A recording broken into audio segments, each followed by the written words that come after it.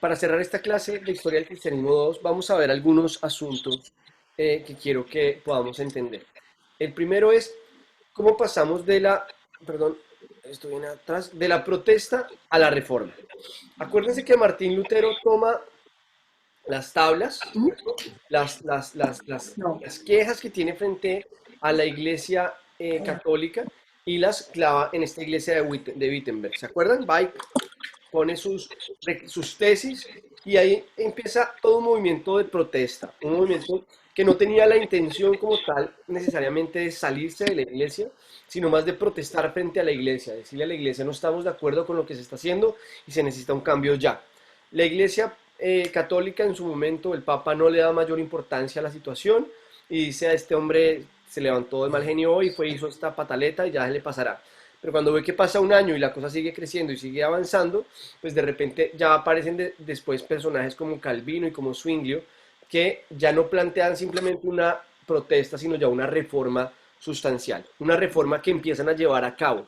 Acuérdense que cuando hablamos de Martín Lutero, aclarábamos que Martín Lutero, aún habiendo presentado sus tesis y habiendo iniciado la protesta, siguió ejerciendo como sacerdote, siguió durante un tiempo ejerciendo su función como sacerdote hasta que es excomulgado. Esa es una de las cosas curiosas de la Iglesia Católica, y es que a Martín Lutero se le excomulga.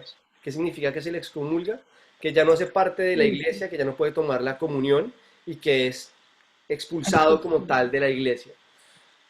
En el año se me escapa el año ahorita, pero durante el papado de Juan Pablo II, se echó para atrás esa excomulgada. La Iglesia Católica en el papado de Juan Pablo II decidió perdonar a Lutero y decir que no lo excomulgan, y revalidar parte de su tesis en cuanto a aceptar que la salvación es por fe y no por obras.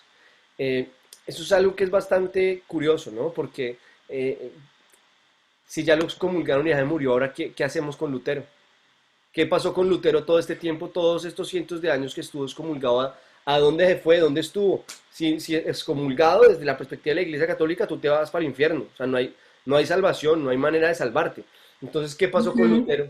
Entonces, pues muy bonito el gesto de querer recalcular con respecto a la salvación por fe y no por obras, pero tal vez vale la pena, dentro de la perspectiva de la Iglesia Católica, preguntarse cómo seguimos sosteniendo la idea de excomulgar a alguien y cientos de años después decimos, no mentira, ahora sí lo aceptamos otra vez, ya no está excomulgado, ahora lo perdonamos y si echamos para atrás esa bula por medio de la cual se le había excomulgado a Martín Lutero en su momento, que es una contradicción pues muy profunda, ¿no?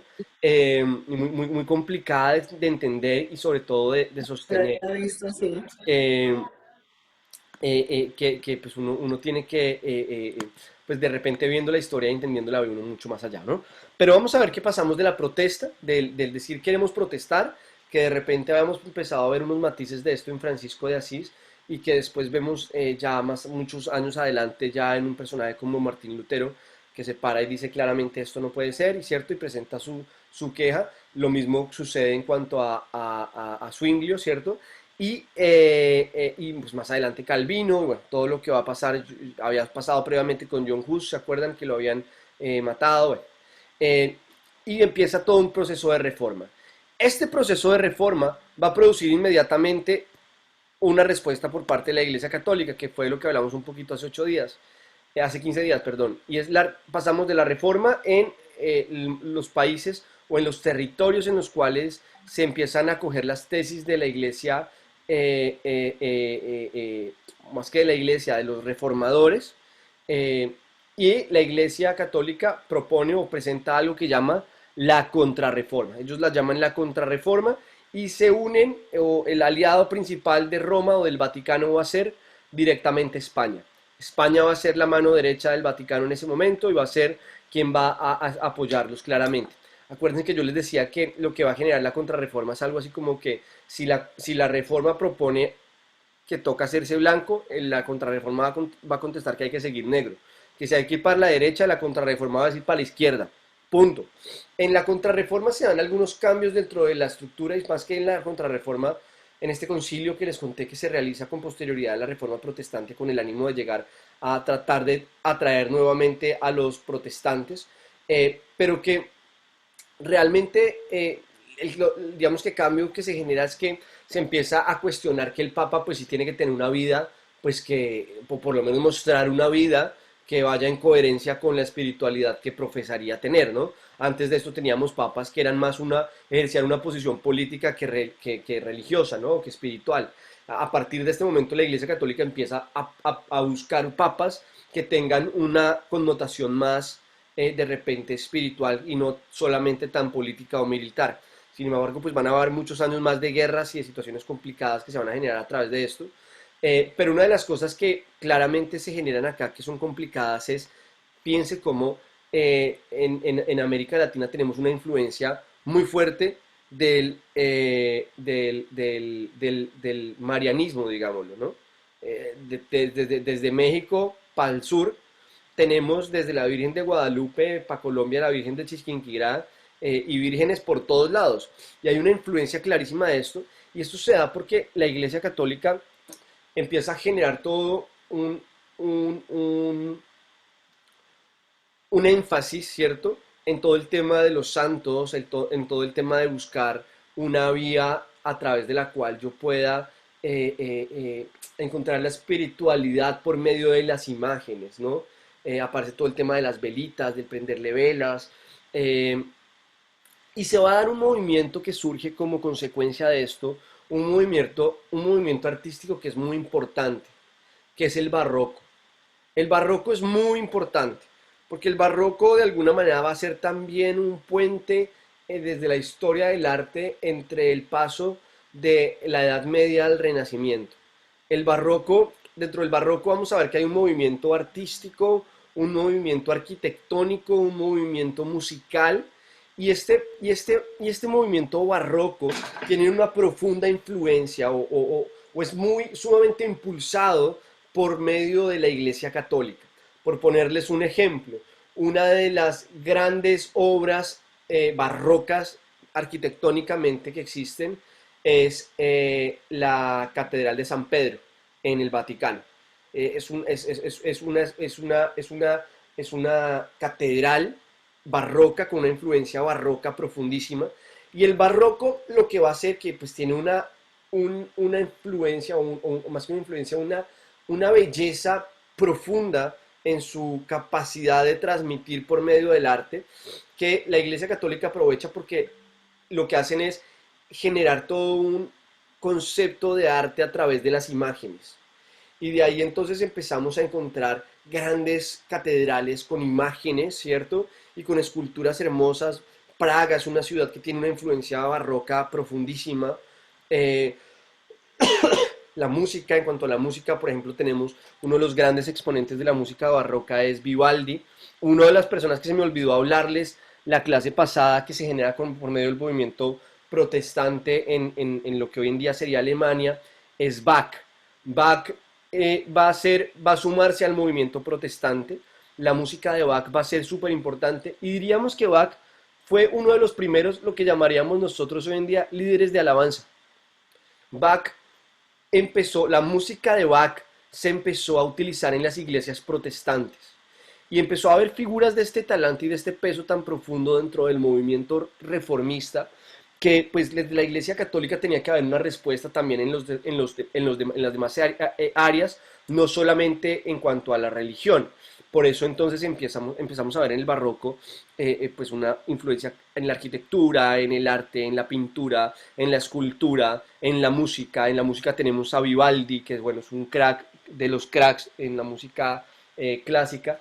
Y esta influencia barroca, fíjense que está muy influenciada en nuestra, de alguna manera, arquitectura en algunos sitios de la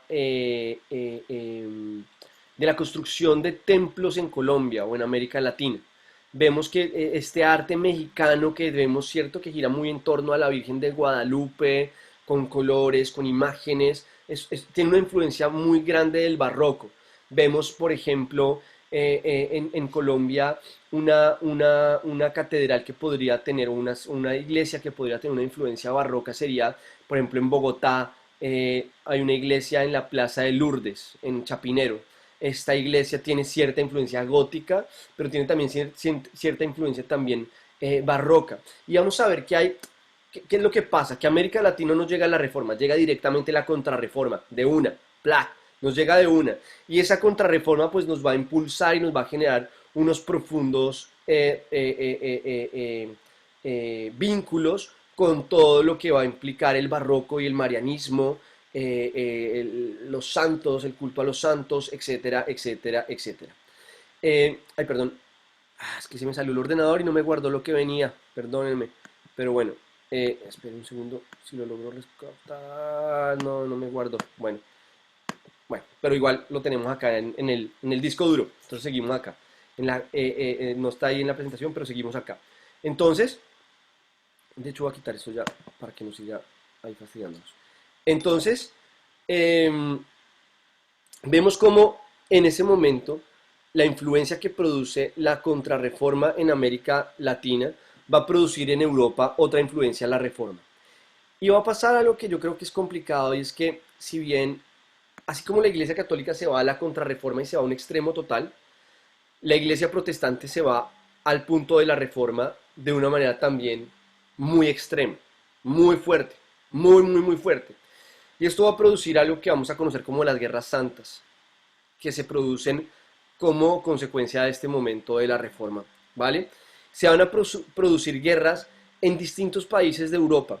En América Latina no nos va a pasar. ¿Por qué? Pues porque estábamos conquistados por los españoles.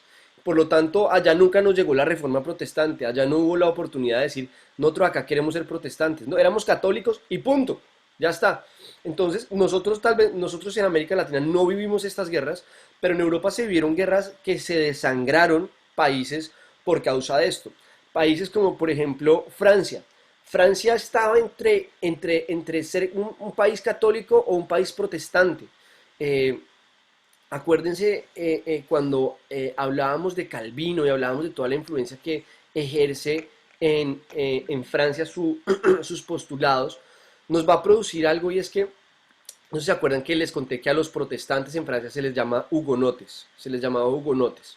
Bueno, pues resulta que se da un momento en el cual dicen qué hacemos para resolver esto, porque se estaba calentando el tema y estaba empezando a haber problemas entre los protestantes y los católicos en Francia. Y dicen, ¿qué hacemos? ¿Qué hacemos? ¿Qué hacemos con esto? Pues lo que dicen es fácil, solucionémoslo con un matrimonio. Vamos a solucionar esto con matrimonio. La reina Catalina dice, vamos a solucionar esto con un matrimonio, y lo que hace es que cogen a un personaje que era Enrique de Navarra, que era de origen protestante, era de origen protestante, y dicen, vamos a hacer que se case con una chica que se llamaba Margarita, si me va el apellido ahorita, igual si los digo ustedes tampoco se van a acordar del apellido. Si alguien me puede hacer el favor de buscar ahí en internet el apellido de Margarita, la que se casó con Enrique de Navarra, lo pueden buscar como la reina Margot, también en Francia, en francés no es Margarita sino Margot, y sucede que dicen vamos a casarlos. Y entonces el día de ese matrimonio, para pues casar a un católico con un protestante y que podamos decir, miren que podemos convivir y que no hay problemas, resulta que hay un atentado estando en París, vienen muchos hugonotes a París, hay muchos hugonotes en París, hay muchos católicos, bueno, la mayoría en París era católica, pero había más o menos bueno, muchos hugonotes que habían venido a París para la boda entre estos personajes, y en ese momento en que están en esto, le hacen un atentado, matan a uno de esos líderes protestantes. Uno de los líderes protestantes lo matan en París en ese momento previo a esta boda. El Vaticano, el Papa dice, ¿cómo así que se va a casar un católico con un protestante? Nosotros no avalamos eso. Y el Vaticano retira, o de alguna manera dice que ellos no bendicen ese matrimonio, esa boda. Y se produce pues una tensión muy complicada en ese momento. Margarita de Valois, pero se dice Valois, ¿vale? Aquí me lo manda Katy, gracias, nos pone Katy, gracias. Entonces, Margarita de Valois, Valois, ¿vale? Margarita de Valois o Margot de Valois. Entonces, están en esta, gracias Katy, están en esta situación ahí, y resulta que matan a este líder protestante. Y se empieza a calentar el tema, empiezan los protestantes a decir, bueno, acá a qué nos trajeron, acá qué es lo que está pasando, empiezan a decir vamos a tener que defendernos porque los católicos nos quieren matar, y los católicos pues tenían muchísimo más fuerza y tenían apoyo de gran parte de la nobleza. Los nobles deciden armar a los católicos y se da una tragedia terrible, una noche que se llama la noche de San Bartolomé, en la cual matan a 7.000 hugonotes en París. Una noche en la que matan a 7.000 hugonotes, eh, y pues se da de alguna manera el rompimiento con cualquier opción o alternativa de que, de que Francia pueda llegar a tener convivencia entre católicos y protestantes. Y termina este hombre, Enrique de Navarra, convirtiendo para poder casarse, porque bueno, el hombre decía, bueno, pues yo soy protestante, pero a mí lo que me interesa es casarme con Margotcita, poder hacer parte de la realeza y estar acá bien. Entonces el hombre dice, ¿qué tengo que hacer para poder casarme? Ya este tema de los hugonotes ya como que se dio a perder acá, esto aquí no hay manera de conciliarlo, ¿qué puedo hacer? Le dijeron, pues hágase católico. Entonces Enrique se hace católico. El Quiquelón se hace católico para poder casarse con Margotcita. Se casan Quiquelón y Margotcita. Y a partir de ese momento, pues esa renuncia de alguna manera de Enrique de Navarra a ser protestante y a ser católico, pues va a producir un profundo peso en Francia en contra del protestantismo. Y bueno, más adelante va a venir uno de los Luises, Luis XV si no estoy mal, que ordena el que en Francia por decreto sea católica, punto. Y no se podía hacer sino católico. Tenemos entonces esta guerra en Francia. Vamos a tener en Reino Unido, en el Reino Unido, acuérdense que está Inglaterra, pero arriba tenemos Escocia y tenemos también Irlanda. Resulta que en Escocia se van a dar unas guerras tremendas entre lo que se conocen como los Highlands o Highlanders, que eran los que vivían en las tierras altas y los que vivían en las tierras bajas. Unos eran católicos y los otros protestantes. Más que, bueno, protestantes, pues anglicanos, ¿no? ¿Se acuerdan que los anglicanos eran los que venían de la iglesia inglesa de Enrique VIII, ¿cierto? Entonces se da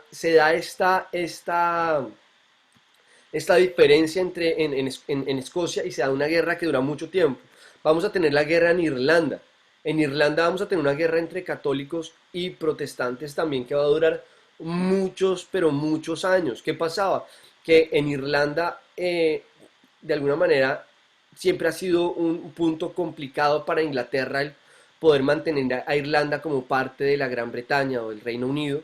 Y una de las cosas que no lograban era, los irlandeses eran católicos y no aceptaban hacerse anglicanos. Decían, ¿qué hacemos para que estos manes se vuelvan anglicanos?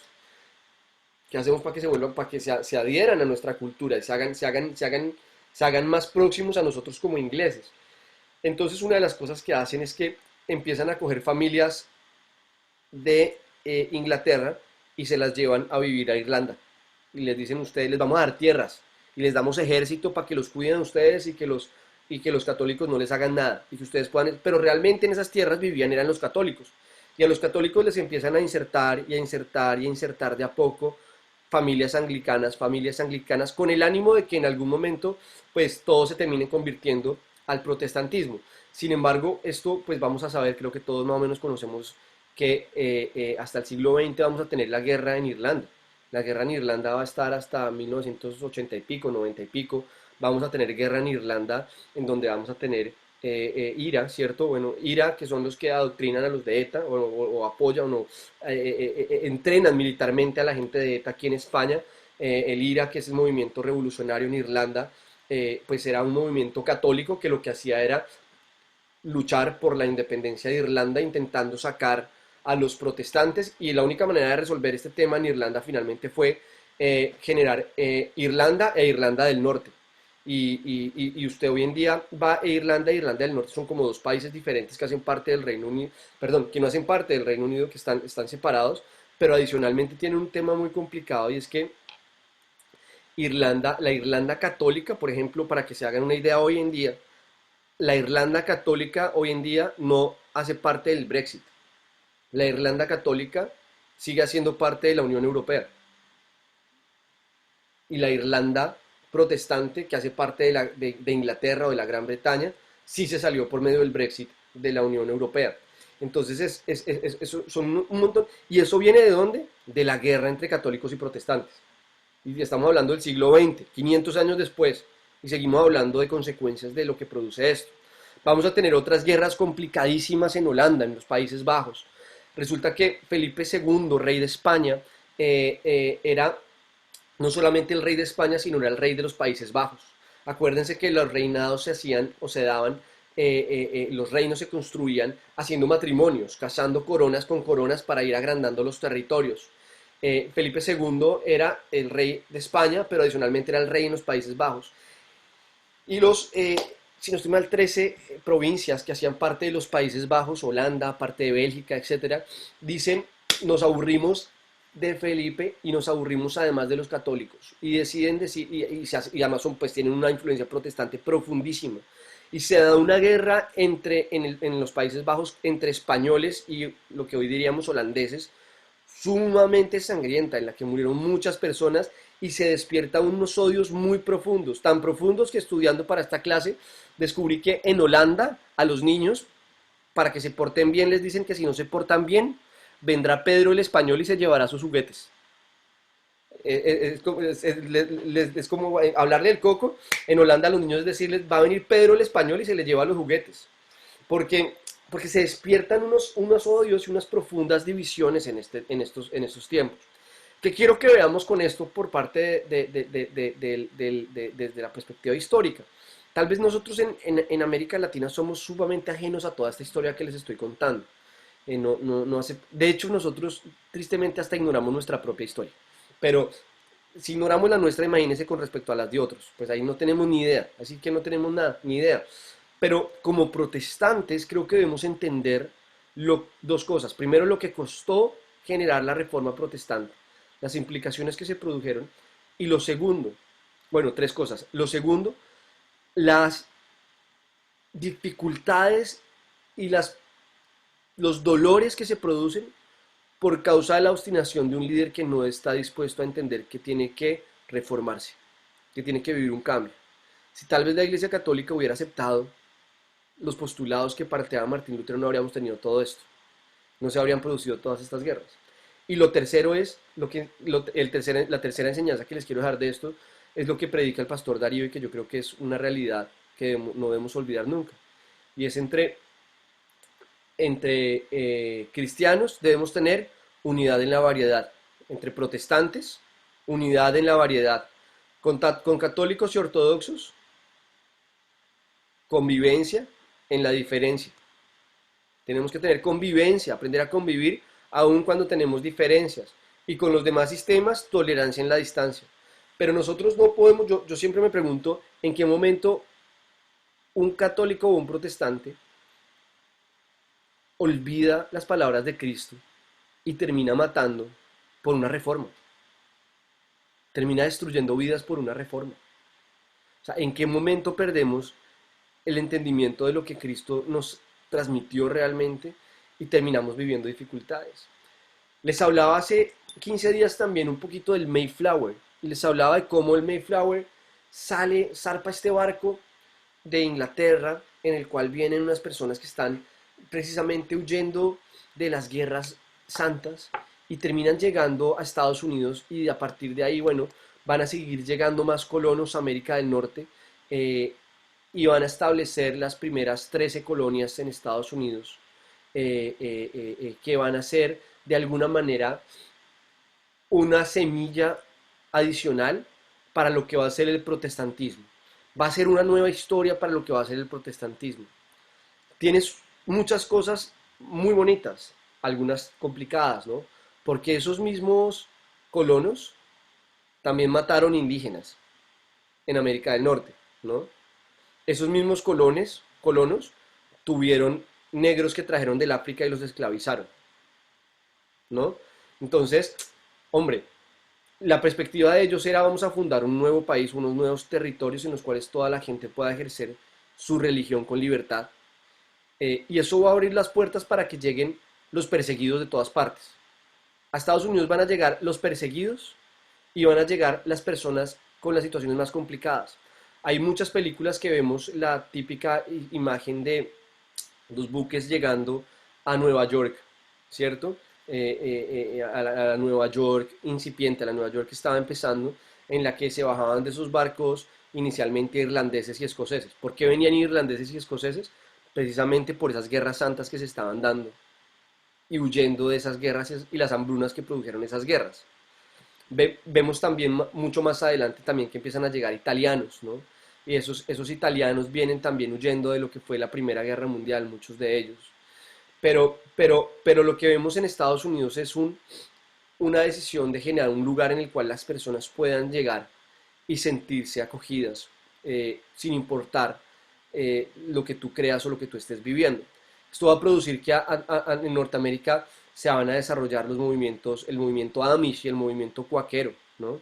Los Amish, pues que tienen todo lo que hacen es, desde una perspectiva religiosa, dar una respuesta a toda la revolución industrial y decir que la revolución industrial lo único que va a producir es que el ser humano caiga en todas las garras de Satanás. Y por eso los Amish son estas comunidades que viven apartadas en Estados Unidos, en zonas a las que no entra nadie, pero tampoco sale nadie, y nadie sabe cómo hacen ni cómo viven, pero que viven sin electricidad, que viven sin nada. Vemos los cuaqueros también, que tienen un pensamiento por el estilo también. Y vamos a empezar a ver que en Estados Unidos, pues así como empiezan a llegar irlandeses, escoceses, ingleses, italianos, empiezan a llegar personas de los Países Bajos, eh, eh, eh, eh, eh, toda esta influencia va a generar desde la perspectiva, imagínense lo que hablaba Martín Lutero de la reforma protestante tiene que llevar a que por decisión propia el creyente pueda trazar su rumbo desde la perspectiva de la Biblia. Imagínense desde esa perspectiva usted llegar y ver en Estados Unidos irlandeses, escoceses, ingleses, italianos, eh, eh, eh, hijos de ellos los que empiezan a nacer ahí y a crecer ahí. Esto produce una grandísima y enorme variedad de maneras de ver el protestantismo o de ver el cristianismo. Y por eso en Estados Unidos vamos a ver que se disparan y empieza a haber un montón de iglesias o de movimientos que no son parte de los movimientos tradicionales. Cuando hablamos de los movimientos tradicionales de la Reforma Protestante, hablamos de los que tienen origen en los reformadores iniciales, en Calvino, en Lutero. Entonces vemos la iglesia luterana, la iglesia anglicana, la iglesia wesleyana, la iglesia luterana, los luteranos. Esos son de alguna manera las iglesias tradicionales del protestantismo. Pero todos estos movimientos que empiezan a generarse, o todos estos nuevos movimientos que se empiezan a dar en Estados Unidos, empiezan a producir algo que nosotros vamos a denominar el movimiento pentecostal, ¿vale? Y ese movimiento pentecostal básicamente consiste en personas, ministros de alguna manera del Evangelio,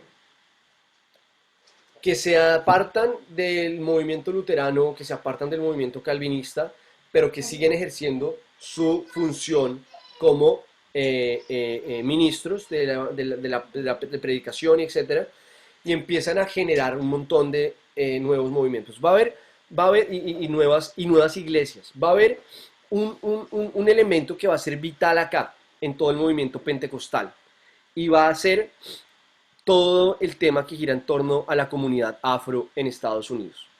Toda la comunidad afrodescendiente en Estados Unidos, inicialmente, pues de alguna manera, acuérdense que yo les decía lo triste que era que estos colonos que habían llegado con la idea de dar libertad a quienes vivieran en esa tierra, reciben a las personas de ascendencia afro y dicen, pero es que a ellos no hay que evangelizarlo porque es que ellos no tienen alma, porque ellos no son humanos, ellos no tienen espíritu, no tienen alma, por lo tanto son animales, porque vamos a evangelizar a una persona que viene del África, porque sería como evangelizar una vaca. Y entonces inicialmente hay muchos movimientos que se mueven en torno a esto y hay muchos otros que empiezan a responder en contra de ese pensamiento. Y empieza a darse una evangelización de las comunidades afro en Estados Unidos y esto nos va a traer una riqueza enorme al movimiento protestante, enorme, enorme, porque vamos a ver cómo pasamos del soul al gospel. ¿Se acuerdan del soul que les hablaba por allá en alguna de esas clases hace rato en Historia del Cristianismo, que les hablaba de cómo estas personas afro en Estados Unidos llegaban de distintas comunidades o colonias de África a vivir a Estados Unidos a trabajar en los cultivos de algodón y trabajaban en los cultivos de azúcar o de algodón y ellos no sabían hablar las mismas lenguas entre ellos? que venían de distintas tribus, de distintas colonias, de distintos lugares, y la manera de comunicarse de ellos era por medio del canto. ¿Y de qué canto? Y esto era todo lo que ellos podían hacer en esos lugares, la manera de comunicarse entre ellos. Y vamos a pasar de todo ese soul, ¿cierto? Soul, la palabra soul en inglés significa alma, ¿vale?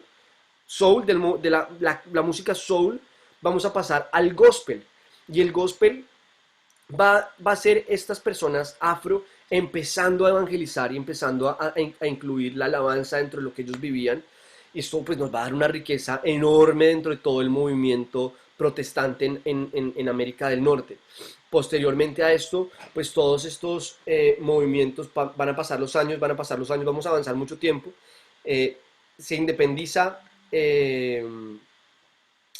nos independizamos en América del Sur, empezamos a independizarnos de las colonias, de los españoles, etcétera. Tengan en cuenta que nosotros llevamos 200 años de independencia solamente. Colombia tiene solamente 200 años de ser un país. Eso, hoy en día nosotros decimos, uy, eso es un montón, pero realmente 200 años no es nada. O sea, en toda esta historia que hemos venido estudiando, han pasado desde la iglesia primitiva hasta ese momento han pasado 1600 años. 1500, 1600 años. Y nosotros llevamos solo 200 años de independencia. ¿Qué significa esto? Que solamente hasta que sale España va a haber una oportunidad para que pueda empezar a haber influencia de otras naciones en América del Sur. Y para nadie es una... Creo que todos sabemos y entendemos y conocemos la gran influencia que hay de Estados Unidos en un país como el nuestro, como Colombia o como el resto de América Latina. Se da una influencia enorme, enorme, enorme, enorme. Tan grande que si no hubiera sido por la influencia de Estados Unidos, Panamá no se habría separado de Colombia. Panamá se separa de Colombia gracias a la influencia de Estados Unidos, ya que Estados Unidos le paga una indemnización a Colombia para que Panamá salga de Colombia y pueda hacerse un país independiente, y pues ellos además le negocian a los de Panamá que ellos van a tener 100 años exclusividad para administrar el canal de Panamá. Los norteamericanos empiezan a ejercer una influencia sumamente profunda en toda América Latina, Centroamérica, Sudamérica, y en medio de toda esa influencia que ejercen los Estados Unidos, pues van a empezar a llegar misioneros. Van a empezar a llegar misioneros de América del Norte que van a empezar a fundar iglesias y que van a empezar a evangelizar desde la perspectiva protestante en Sudamérica. Y estos personajes pues vienen por lo general de influencias pentecostales. Ojo, la primera iglesia que se funda en Colombia, por ponerles un ejemplo, es una iglesia de origen luterano. Se funda en Bogotá, la primera iglesia luterana en Colombia, se funda en la calle, eso es la carrera sexta, con calle más o menos, eso debe venir siendo la 23 más o menos, y es la primera iglesia luterana que se funda, es una iglesia que se funda en todo el centro de Bogotá y que dura, que lleva ya más de 100 años, pero que estos movimientos empiezan a llegar y a generarse con fuerza en Colombia o en América del Sur, por allá en 1930, 1920 empiezan a llegar los primeros personajes. En nuestra iglesia tenemos testimonios, bueno, testimonios de personas que sus padres fueron misioneros en América del Sur o en Colombia. Hay, por ejemplo, un pastor que, bueno, un personaje, es una enciclopedia andante, se llama Daniel Ardila. Digamos, bueno, es una persona que por una condición física de salud ya no vive en Bogotá y tuvo que irse a vivir vives a las afueras de Bogotá, en tierra caliente, pero por eso no se congrega en la iglesia. Pero su padre fue misionero y su padre murió en Colombia eh, por ser protestante. Y hay historias terribles, o hay historias de personas que se iban a evangelizar a los pueblos y pues usted llega a un pueblo en Colombia, como creo que dura hasta hace muy pocos años aquí en España podría suceder, porque éramos más o menos lo mismo, y el que mandaba era el alcalde, los que mandaban era el alcalde, el cura y el director de la estación de policía. Esos eran los que mandaban. Si usted tenía problemas con cualquiera de esos tres, olvídese. Si usted era amigo de esos, le iba bien. Y entonces, pues si al cura le llega un pastor protestante que va a empezar a evangelizar a la gente, pues ¿qué va a hacer? Decirle al alcalde y decirle al inspector de policía, aquí hay que resolver algo. Entonces tenemos historias terribles de personas, por ejemplo, que enterraban y dejaban la cabeza por fuera y pasaban todos a patearle la cabeza hasta que lo mataran. Historias de personas que enterraron vivas en esos tiempos. O sea, yo quiero que veamos algo, y es que el Evangelio se sembró con sangre, o sea, se sembró con mártires que de verdad entregaron su vida. Nosotros, cuando hablamos de los mártires de la iglesia cristiana, pensamos en los que murieron en el circo romano, y esos también fueron mártires.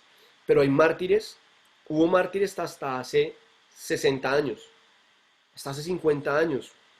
Colombia tuvo libertad de culto en 1990. 1990, realmente con la Constitución del 91 se decreta la libertad de culto en Colombia y se establece la Ley de Libertades Religiosas en 1995. Eso es una de las cosas hermosas que tenemos para contar como iglesia, que nosotros no sabemos y no entendemos, pero que la Ley de Libertades Religiosas en Colombia fue uno de los asesores y de las principales personas que la impulsó y que hizo parte de todo ese proceso en el 95, fue el pastor Darío Silva Silva. La persona que elaboró y llevó al Congreso de la República esa ley es Vivian Morales, que es miembro de Casa sobre la Roca y que ha sido miembro de Casa sobre la Roca. ¿Qué quiero que veamos con esto? Que nuestra iglesia ha una iglesia que ha sido una iglesia que de alguna manera fue de vanguardia en los 90 en Colombia. Hizo parte de la vanguardia, hizo parte de la vanguardia todavía me falta una, ahorita llega la otra. Hizo parte de la vanguardia del movimiento protestante en Colombia, y que yo creo que es valioso, y que mi pregunta es, ¿cuál va a ser el papel nuestro en España? ¿Cuál va a ser nuestro papel en Barcelona? ¿Cuál va a ser nuestro papel acá? Yo la verdad, debo confesarlo, soy ignorante de la historia de la iglesia protestante en España. Conozco muy poquito, la verdad, pero sé que ha habido valientes, sé que ha habido iglesias. Te amo. Esta mañana. Sé que ha habido iglesias, sé que ha habido iglesias y personas que se han mantenido contra todo viento y marea durante años en España para sostener la iglesia protestante y para sostener la luz acá. Sé que durante el franquismo, eh, pues nuevamente la influencia y el poder estaba nuevamente en el cura, el alcalde y el inspector de policía o de guardia civil. Por lo tanto, pues era complicado. Personaje que se honra por parte de la iglesia protestante aquí en España, que honramos y que creemos que es importante conocer su historia, es Miguel de Unamuno. Miguel de Unamuno, de hecho hay un premio acá que da la FERE de la Federación de Entidades Religiosas Evangélicas, que se llama el Premio Miguel de Unamuno. Y es un premio que se da todos los años a personas no protestantes, no evangélicas, que han bendecido o que han ayudado a que la iglesia evangélica tenga derechos y pueda avanzar. Porque Miguel de Unamuno no fue protestante, no fue protestante, pero uno de sus mejores amigos fue un pastor protestante que fue asesinado durante el franquismo, precisamente por esta historia que les cuento, porque el sacerdote decía hay que matar a este punto. Eh, eh, eh, y Miguel de Unamuno denunció esto, y Miguel de Unamuno, que es, bueno, es uno de los grandes escritores de la lengua castellana, Miguel de Unamuno, que por cierto siempre bueno, de origen vasco, pero y lo que decía él era tuvo que venir un vasco a enseñarles a escribir en castellano, pero Miguel de Unamuno, que fue un hipercrack, renuncia o de alguna manera denuncia, más que renuncia, denuncia los abusos del franquismo, por la causa de la muerte de su amigo protestante, su amigo pastor protestante, eh, y se aparta de alguna manera de esto, y él pues lo puede hacer porque pues ejerce una figura pública muy importante en España. Hay una película, se me escapa el nombre, pero se las recomiendo mucho, sobre la historia de Miguel de Unamuno y su amigo protestante aquí en España, que es una película hermosa. Se las recomiendo muchísimo porque además para entender la historia de España vale mucho la pena. Se me escapa el nombre, pero si ustedes buscan película Miguel de Unamuno, amigo protestante, seguro que encuentran el nombre, ¿vale? Y con esto quiero cerrar esta clase de historia del cristianismo 2, que llegamos ya, miren que fuimos de la iglesia primitiva a Casa Roca, Barcelona, que era lo que quería que hiciéramos. que empezáramos en Hechos 1 y termináramos en el 6 de octubre del 2020, qué está haciendo Casarroca Barcelona, qué ha pasado, de dónde venimos, para dónde vamos y qué vamos a hacer. Y con esto cerramos esta materia, con esto cerramos Historia del Cristianismo 2. Espero que lo hayan disfrutado, a mí me encanta la historia, no sé si a todos les gusta igual que a mí, pero a mí me encanta la historia. Mientras dure la guerra, gracias Elenita y Roger, peliculaza, peliculaza. Además es una película reciente, entonces no es pues como que los estoy mandando a ver cuando lo ponían a ver películas de 1930, no, es una película reciente, está muy muy bien hecha, es muy interesante, para que van a entender mucho de la historia de España viendo esa película y van a ver la importancia de la iglesia protestante en España también, ¿vale? Entonces, muy bien, con esto cerramos esta materia. Espero que haya sido buenísima, que les haya gustado y ya estamos, ¿vale? Vamos entonces a aprovechar el tiempo, nos queda todavía una horita de clase. Vamos a aprovechar el tiempo y todos decían, todos ya estaban allá mirando la cama, la pijama, ¿sí o no? No, es que como no, perdóneme, pero como hace 8 días no tuvimos clase, me toca apretar si no vamos a estar el 24 de diciembre aquí de clase todavía. Entonces, no, y la materia que viene es muy, muy, muy, muy, muy, muy chévere y va a entrarles muy chévere, ¿vale?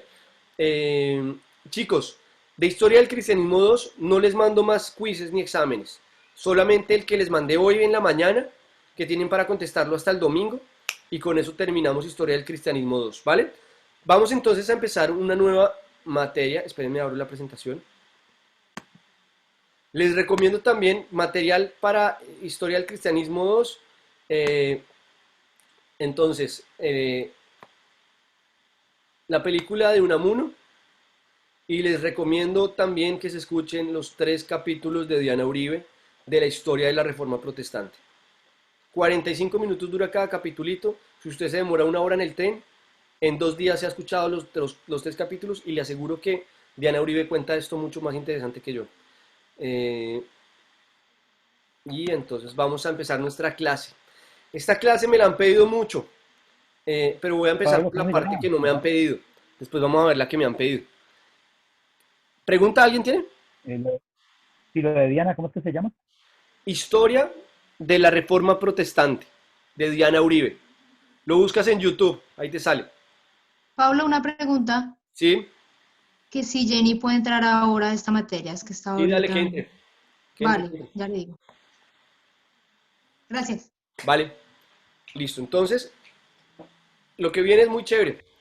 Vamos a empezar a ver esta asignatura que se llama Administración del Tiempo y Administración del Dinero. Acá se nos va a acabar la historia, aunque voy a empezar a contarles la historia de cómo se creó el tiempo y la historia de cómo se creó el dinero. No, mentira.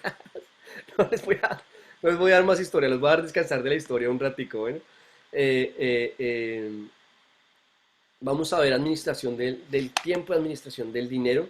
Realmente hasta acá llegamos con las historias, porque después ya nos vienes, en este semestre, después vienes, vamos a enseñarles a predicar y después vamos a ver em, cristianismo social, que también está buenísimo. Bueno, creo que Roger les está compartiendo ahí en el chat a todos para que tengan los accesos de lo de Diana Uribe por si quieren tenerlo. Espérense, ¿es esta? Sí.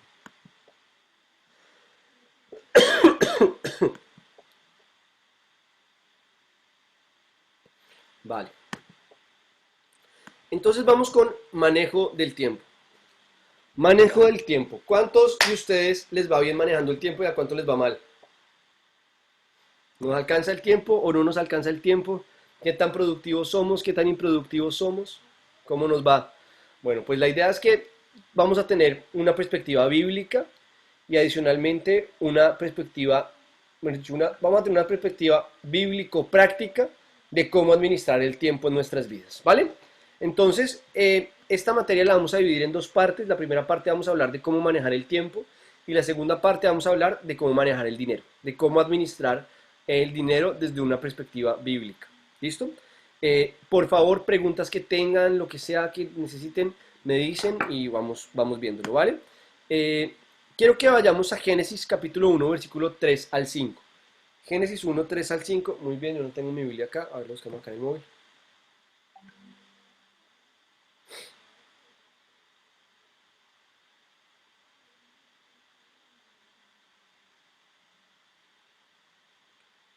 Génesis 1, 3 al 5. Dice, y dijo Dios que exista la luz, y la luz llegó a existir. Dios consideró que la luz era buena, y la separó de las tinieblas. A la luz la llamó día, y a las tinieblas noche. Y vino la noche, y llegó la mañana, y ese fue el primer día. Es la primera unidad de tiempo que encontramos en la Biblia, ¿vale? Las primeras unidades de tiempo que encontramos en la Biblia están acá, y debemos entender que el tiempo fue creado por Dios. La noche y la mañana o el día fueron creados por Dios. Fueron creados por Dios con un propósito específico, que nosotros podamos hacer lo que tenemos que hacer. Pensemos en cómo el ser humano en su perspectiva del manejo del tiempo ha ido viviendo una transformación constante, ¿no? Antes de tener electricidad, pues usted tenía que aprovechar el día desde lo más temprano que podía, porque se le iba la luz y se acabó el día. Ya, por eso tenían de a 15 o 20 muchachitos. Bueno, esa era una de las razones, había más razones. Pero eh, eh, usted se le acababa la luz del día y se le fue el día, ya no pudo hacer nada más.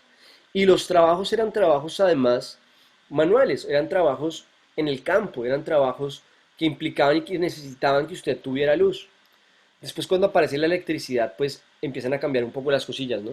Y empezamos a tener cierta vida nocturna. Antes de esto, pues la vida nocturna era nula, era una vida familiar, no había más que esto. De repente, bueno, los pescadores seguro que pescaban en la noche, los cazadores también, pero la vida era en el día. Eh, y evoluciona esto y hoy en día tenemos algo y es que pareciera que trabajar es posible a toda hora. Uno puede trabajar en todo tiempo y en todo momento. Súmele la globalización. Súmele que yo estoy en Barcelona y trabajo en Colombia. Y mi jornada de trabajo en Colombia empieza más o menos a las 3 de la tarde de acá y se termina a la 1 de la mañana o 2 de la mañana de acá. Pero mi jornada de trabajo de acá empieza a las 6:30, 7:15, 6:30 de la mañana cuando empezamos con la oración. Y entonces, ¿cómo le hago?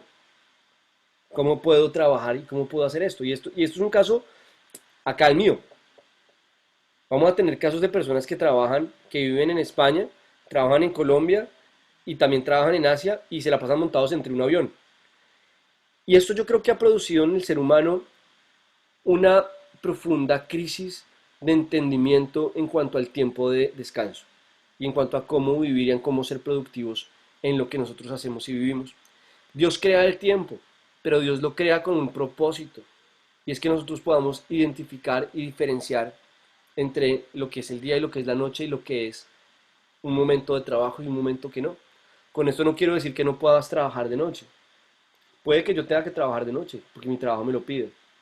Pero lo que debo entender es que entonces necesito descansar. Y que necesito poder ser productivo en el tiempo que tengo que esforzarme y que tengo que hacer las cosas. Vamos a diferenciar entre el cronos y el kairos. Esto lo hemos hablado varias veces, lo hablamos en teología básica y en fundamentos de la fe. Hablamos del tiempo desde la perspectiva de Dios y hablábamos de cómo para el ser humano el cronos es un tiempo secuencial y el kairos es un tiempo que está por encima de ese tiempo que nosotros vemos. La palabra kairos viene del griego realmente y hace referencia al tiempo oportuno, al momento oportuno. Y debemos entender que para Dios muchas veces el momento oportuno es diferente al momento oportuno para nosotros. Y que Dios obra de una manera que nosotros a veces no entendemos y en un tiempo que nosotros no entendemos. Pero que la Biblia nos dice claramente que para Dios, David lo define claramente y dice, para ti un día son como 1000 años y 1000 años como un día, ¿cierto? Porque para el Señor el tiempo tiene una dimensión diferente a la dimensión que nosotros le damos y que nosotros entendemos. Piense, por ejemplo, en lo relativo que puede ser el tiempo. Albert Einstein lo explica diciendo, no es lo mismo estar un minuto sentado en un fogón prendido a estar un minuto sentado al lado de mi novia en un sillón. Se pasan de una manera completamente diferente y se viven de una manera distinta. el minuto sentado en el sillón parece perdón, el minuto sentado en el fogón parece una hora y la hora sentada en el sillón parece un minuto, porque vivimos con una concepción muy relativa con respecto a cómo se pasa el tiempo y a cómo debemos vivir cada momento. Hay tres cosas que quiero que entendamos: pasado, presente y futuro. Son tres tiempos. Son tres tiempos que enfrentamos o que vamos a vivir en todo momento. Yo creo que los cristianos a veces nos equivocamos cuando pensamos en el pasado solamente como aquellos tiempos de antaño, que fueron hace 10 años. Cuando te hablo de tu pasado, como que te estoy hablando de tu infancia. Pero la realidad es que mi pasado ya fue hace una hora. Mi pasado es hace un minuto, mi pasado es hace un segundo. Ya cuando les estaba hablando del pasado, ya pasó. Y quiero que veamos algo, y es que la oportunidad que tuve hace un instante, ya no la tengo en este momento. Que nunca tendré tanto tiempo en mi vida como lo tengo en este momento. Ya no lo tengo. Ya no tengo ese instante que acaba de pasar. El tiempo pasa muy rápido. Y está el presente. Que el presente en un instante se vuelve pasado. El presente en un instante deja de ser presente y se vuelve en pasado. Y yo quiero que entendamos esto porque a veces creo que vemos el futuro como algo tan lejano y el pasado como algo tan ajeno a nuestra realidad, que el presente se va, como cuando dejas abierta la llave del agua en tu casa y va corriendo el agua. Yo debo entender que el futuro de mi vida no es de aquí a 30 años. El futuro de mi vida es esta noche. ¿Qué voy a hacer? Ahorita, cuando termine esta clase, ¿qué es lo siguiente que voy a hacer? Me estoy trazando mi futuro en qué voy a comer ahorita cuando termine esta clase. En qué película voy a ver. O en si me voy a acostar a dormir temprano. Cada momento de mi vida está marcada por lo que yo estoy viviendo. Y quiero que entendamos algo acá, y es, si nosotros seguimos creyendo que hoy puede ser un día cualquiera, vamos a seguir perdiendo nuestra vida y dilapidando nuestra vida. Creo que no hay riqueza más grande que el tiempo. El tiempo es una riqueza invaluable. ¿A cuánto venderías un día de tu vida? Si te ofrecen 10 millones de pesos, bueno, vamos a España, perdónenme. Si te ofrecen 5.000 euros a cambio de que te mueras un día antes del día en que te toca, ¿lo vendes? Si te ofrecen 20.000 euros, 30.000, 50.000, ¿sí? Dense cuenta del valor y la riqueza que hay en lo que vivimos cada día. La riqueza y el valor que hay en cada día de nuestras vidas. Y en cómo no podemos seguir dejando que el tiempo vaya corriendo sin nosotros entender lo que está pasando. Perdónenme, esto lo vamos a hablar ahorita más adelante. Acá les quiero hacer una pregunta que la he hecho muchas veces últimamente. Esto lo aprendí hace poco y he estado pesado con esto, pero se lo quiero hacer ahorita, y es: ¿vivimos bajo el paradigma del reloj o bajo el paradigma de la brújula? ¿Bajo qué paradigma vives tu vida? ¿Alguien se acuerda de esto que yo he hablado muchas veces o nadie se acuerda? ¿No? Bueno. El paradigma del reloj básicamente dice que yo me considero productivo en la medida en que hago muchas cosas. Si he hecho muchas cosas en un tiempo determinado, me siento productivo. El paradigma de la brújula lo que me marca es si he logrado llegar a donde quería llegar en el tiempo que tenía para llegar. Voy a ponerles un ejemplo. Si tal vez mis tareas o lo que yo tenía que hacer hoy, dentro de lo que yo quería hacer, lo logré en 3 horas, y el resto del día lo dediqué a sentarme y acostarme a leer, a ver las noticias, a hablar con mi hijo, a descansar. ¿Tuve un día productivo o improductivo?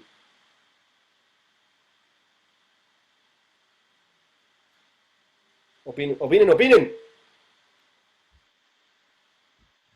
Yo pienso que es más productivo inclusive que el del tiempo, porque ya Ah, cumplió el objetivo que tenía y ha aprovechado más cosas. mm, claro, y de repente yo puedo haber tenido un día en el que hice muchas cosas, que no paré, no me senté en todo el día. Me la pasé corriendo de un lado para el otro. Pero al final del día No hice aquello que tenía que hacer. ¿Tuve un día productivo o improductivo? Yo pienso que Improductivo. productivo. ¿Saben cuál es el problema más grave? El problema más grave es que ni siquiera sabemos qué es lo que tenemos que hacer cada día. El problema más grave es que llega el día, hoy es el día, y digo, ¿y hoy qué es lo que tengo que hacer yo para sentir que fui productivo? O sea, pregúntese qué era lo que usted tenía que haber hecho hoy para ser productivo. Para haber dicho mi día fue productivo. ¿Qué es lo que tiene que hacer mañana para que su día sea productivo? ¿Hacer muchas cosas? ¿O qué es lo que tengo que hacer? Porque tenemos varias maneras de medir nuestra vida desde la perspectiva del tiempo. Podemos medir nuestra vida desde la perspectiva de los años, desde la perspectiva de los meses, desde la perspectiva de las semanas o desde la perspectiva de los días o aún desde la perspectiva de las horas, ¿cierto? En mi vida hoy, pregúntate a tu vida, mira tu vida hoy. Yo tengo 34 años. ¿He tenido una vida productiva o una vida improductiva? ¿He hecho lo que tenía que hacer en mi vida o no lo he hecho? Ojo, lo que yo sé que debo hacer y lo que Dios me ha mostrado que debo hacer, no lo que los demás me dicen que yo tendría que haber logrado. Porque hay otro paradigma acá, que es el paradigma del espejo. Y es andar mirando lo que están haciendo los otros para sentir si soy productivo o no soy productivo, ¿no? Y desde esa perspectiva yo quiero que pensemos hoy qué tan productivos estamos siendo con nuestras vidas y qué tan productivos estamos siendo con nuestro día a día. Hacia dónde estamos llevando nuestra vida cada vez, ¿no?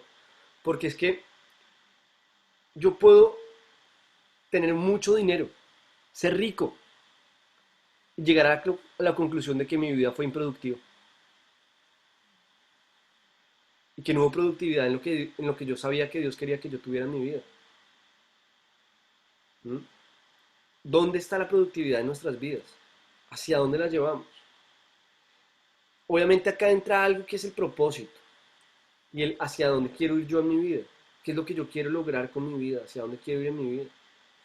Hasta que yo no sepa para dónde va mi vida, no voy a poder evaluar la productividad de mi tiempo ni lo que yo quiero hacer. Vamos a ver más adelante lo que dice Eclesiastés, pero Eclesiastés básicamente nos dice que al final es un absurdo andar corriendo tras cosas que no tienen sentido, vivir angustiados y estresados tras cosas que no tienen propósito. Y creo que si yo me dejo que mi vida se mida por el paradigma del reloj, por el paradigma del espejo, voy a tener muchos problemas en la vida. Voy a vivir estresado y preocupado. ¿Cuál es la brújula en tu vida? ¿Qué es lo que te marca el norte hoy? Y vamos a ver algunas áreas de nuestras vidas en las cuales tenemos que trazarnos hoy en día esa perspectiva, ¿vale? Aquí. Bueno, esto va un poco con lo que les decía. Hacer muchas cosas no me asegura el éxito. Hacer muchas cosas no me asegura que yo he sido exitoso. Hay una, hay una, eh, hay una perspectiva con base en la cual muchas personas creen que el que madruga es productivo y el que se despierta tarde es improductivo. Y creo que eso es un juicio sumamente eh,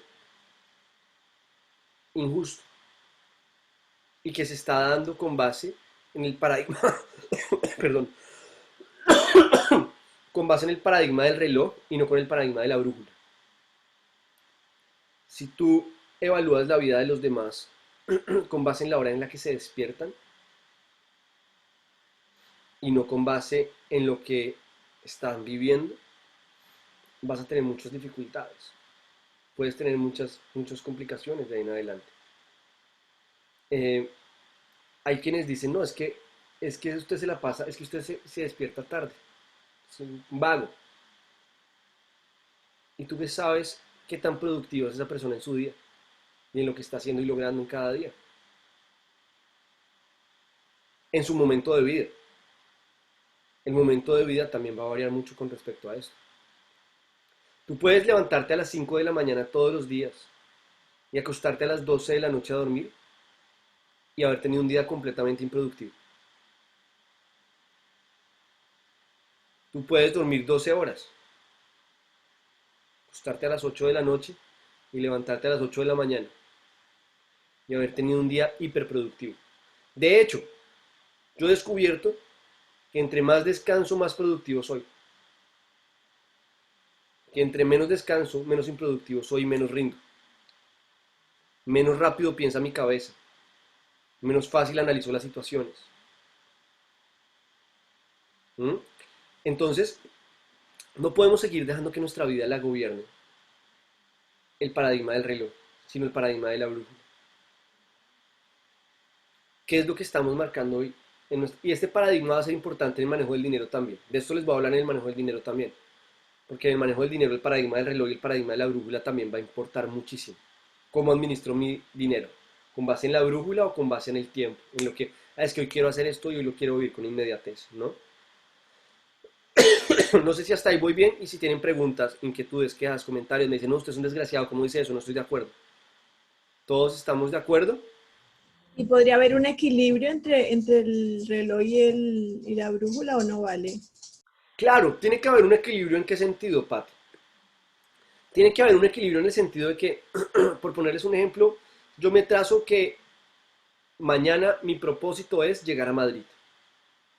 Mi propósito mañana es llegar a Madrid. Ese es mi propósito, ¿cierto? Entonces, yo me monto en el coche, lo lleno de gasolina y arranco a andar. Y voy a 160 kilómetros por hora. Y a cabo de 6 horas estoy en Asturias. Hice muchas cosas en poco tiempo. Recorrí muchos kilómetros en poco tiempo, sí. Pero no llegué al lugar al cual quería llegar. Ahora, si yo voy bajo el paradigma de la brújula, digo, tengo que poner el GPS y tengo que ir a los 120 kilómetros que me permite ir la carretera, pero teniendo claro el norte al cual voy y teniendo el tiempo que tengo para llegar allá. Porque ahí hay algo importante, y es que tampoco tengo un tiempo indefinido e ilimitado en mi vida. Por eso debo entender qué tiempo necesito para poder construir o llegar a lo que Dios quiere que yo llegue. La Biblia dice, los planes bien pensados son pura ganancia, hay que calcular la torre, hay que calcular lo que yo voy a construir. Y calcularlo no solamente es medir los materiales que tengo, sino el tiempo que tengo para lograrlo. Y desde esa perspectiva poder hacer lo que yo tengo que hacer. Piensa en la creación de Dios. Dios crea el universo en 7 días. Bueno, los 7 días vamos a ir a debatir si el Cronos, el Kairos, tal. Yo creo que el Kairos, yo creo que son 7 días desde la perspectiva de Dios, no 7 días desde la perspectiva de lunes a domingo nuestros, sino la perspectiva del Kairos, ¿cierto? Donde un día pueden ser como 1000 años y 1000 años como un día. Y con eso les contesto la pregunta de los dinosaurios. Pero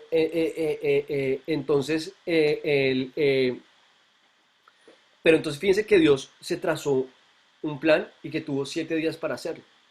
Que tuvo un propósito y un tiempo para ejecutar ese propósito y un descanso una vez terminó ese plan. Entonces yo por supuesto tengo que medir el tiempo, porque una planeación sin tiempo no va a ser exitosa. El problema es que no debe ser mi norte. El norte de mi vida no debe ser el reloj, debe ser la brújula, debe ser el norte hacia el cual quiero llegar. ¿Qué quiero hacer? ¿A dónde quiero llegar? ¿Vale? Y preguntármelo en todos los ámbitos de mi vida. No sé si alguien más tiene otra pregunta. Vale, sigo entonces. Entonces, estamos todos de acuerdo en que hacer muchas cosas no asegura el éxito. Asegura el éxito hacer lo que tengo que hacer. Me lleva a cumplir mi objetivo, hacer lo que yo sé que tengo que hacer hoy y no andar dilatándolo. Quiero que vayamos a Eclesiastés 3 del 9 al 14.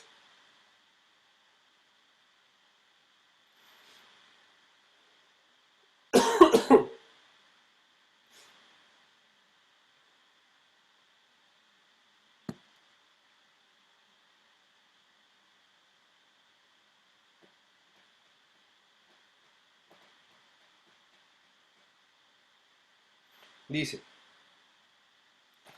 ¿qué provecho saca quien trabaja de tanto afanarse? Pregunta, ¿cuántos estuvieron hoy afanados en el trabajo? ¿Cuántos afanes en el trabajo hoy? ¿Qué provecho sacaron hoy de esos afanes? ¿Qué provecho sacamos del trabajo? ¿Qué provecho saca quien trabaja, perdón, de tanto afanarse? He visto la tarea que Dios ha impuesto al género humano para abrumarlo con ella.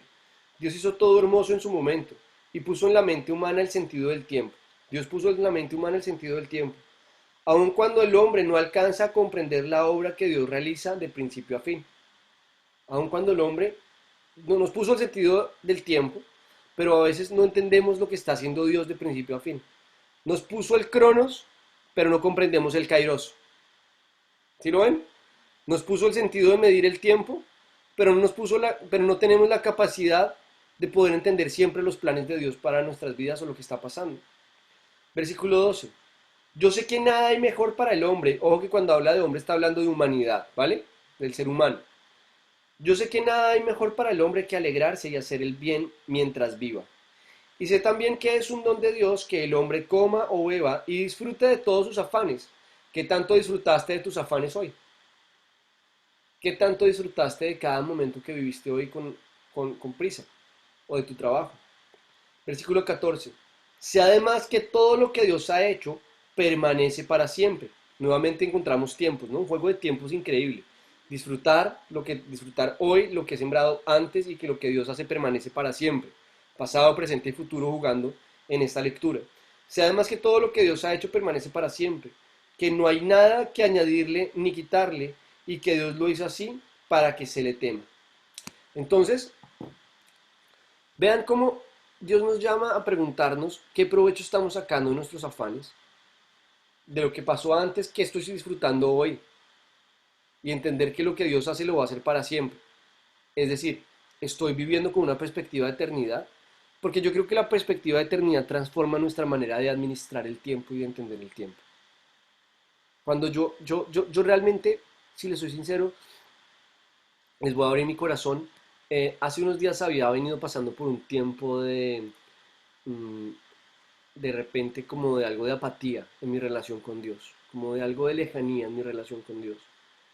Eh, y en estos días tuve un pensamiento en el que volví como a pensar y en decirme, pues, si Dios está siempre a mi lado, Dios siempre está conmigo, Dios siempre me ve, ¿por qué me alejo de Él? ¿Por qué me alejo de Él? Si lejos de Él además no logro nada. Y, y, y como que cuando preparaba esta clase pensaba en cuánto tiempo pierdo en mi vida por culpa de yo alejarme de Dios. Cuánto tiempo en mi vida pierdo por vivir lejos de lo que Él dice que soy yo y de lo que Él ha prometido que tiene para mí. Cuántos afanes me alejan de Él. Cuántas preocupaciones y afanes terminan alejándome de Dios. Y la realidad es que la apatía viene muchas veces en nuestra relación con Dios, porque sentimos que vamos a tener esta vida para siempre. Pero cuando me vuelvo a ser consciente de que esta vida no la voy a tener para siempre y que estar en su presencia, me hago consciente de que todo esto puede cambiar en cualquier momento. Vean, yo no sé, de repente a Irma la tengo aquí en pantalla. No me acuerdo quién más, pero de repente de los que tengo en pantalla, solamente Irma, sé que le dijeron tienes coronavirus en un momento, ¿no? Cuando a uno le dicen tienes coronavirus, se le pasa la película por la cabeza. No más cuando le dicen le vamos a hacer la PCR, a uno se le pasa la película de su vida por la cabeza por un momentico. Y uno dice, güey, madre, ¿será que yo sí voy a salir de esta o no voy a salir de esta? Y a mí que me hicieron la PCR 2 veces la semana pasada, tuve dos PCRs en 6, 7 días, eh, eh, pues de alguna manera como que todo el tiempo me tranquilizaba por dentro y decía, pues soy joven, tengo buena salud, no tengo por qué asustarme, no tengo sobrepeso, bueno, he tenido neumonía hace 5 años y como que eso me daba cierto respeto, pero como que eso me provocó, me generó nuevamente un preguntarme qué estoy haciendo con mi vida y para dónde voy. Y entender que no tengo por qué vivir mi vida en afanes de los cuales no voy a sacar provecho. Debo vivir afanes de los cuales voy a sacar provecho realmente desde la perspectiva de Dios y no caer en la apatía que producen los afanes de esta vida que no nos dan provecho o traen provecho para nada a nosotros. Mm, no sé si hasta ahí voy bien. Si tienen alguien preguntas, dudas, inquietudes. Nada. Ustedes son muy juiciosos. O no entienden nada, o hablan a mis espaldas después, o yo no sé. Pero bueno, muy bien. El significado del Cronos y el Kairos, ¿cuál es especialmente? Vale, muy bien. El Cronos Significado de y el Cronos y Kairos. Kairos. Vamos a dejarlo así. Kairos es el tiempo de Dios y Cronos Mm, es el tiempo que entendemos los seres humanos. ¿Vale? Cronos, el tiempo que podemos medir con un reloj. El Kairos, el tiempo de Dios que no podemos medirlo con un reloj. ¿Vale? vale, vale, perfecto. Listo. Entonces, ojo a esto. Mis prioridades deben ser definidas por la brújula, no por el reloj. Fíjense que nosotros, cuando hablamos de prioridades, inmediatamente pensamos en cuánto tiempo le invierto a mis hijos, cuánto tiempo tengo para tal cosa. Es que esto ya no es prioridad para mí. ¿Por qué no es prioridad? Porque no tengo tiempo. Y entonces lo saco de mi agenda. Y de repente esa prioridad que saqué de mi agenda hacía parte de mi brújula y dentro de mi proceso de lo que yo debía vivir. Y en este tema de prioridades, quiero ir un poquito más allá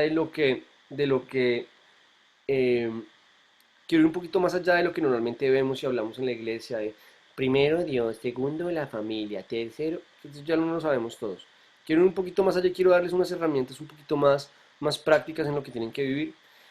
Ojo a lo que les decía hace un momento, el tiempo es una de mis mayores riquezas. El tiempo es una de sus mayores riquezas. ¿En qué invierten su tiempo? ¿Cómo trabajar? Miren, cuando yo salí de la universidad y empecé a trabajar como independiente, como abogado, eh, me llegaban clientes que me pedían un contrato, que me pedían una cosa o la otra y tal. Yo no sabía cuánto cobrarles. Y una de las maneras que mi papá me enseñó a cobrar y que me ayudó mucho fue, me dijo, pregúntate cuánto quisieras o crees tú que debería ser tu salario en este momento de tu vida, con base en la experiencia que tienes. Entonces lo calculé y me dijo, listo, ahora divídelo en cuántas horas a la semana trabajarías. Tantas. ¿Listo? Pues ahí tienes. ¿Y cuántas horas te vas a demorar haciendo ese contrato? Tanto.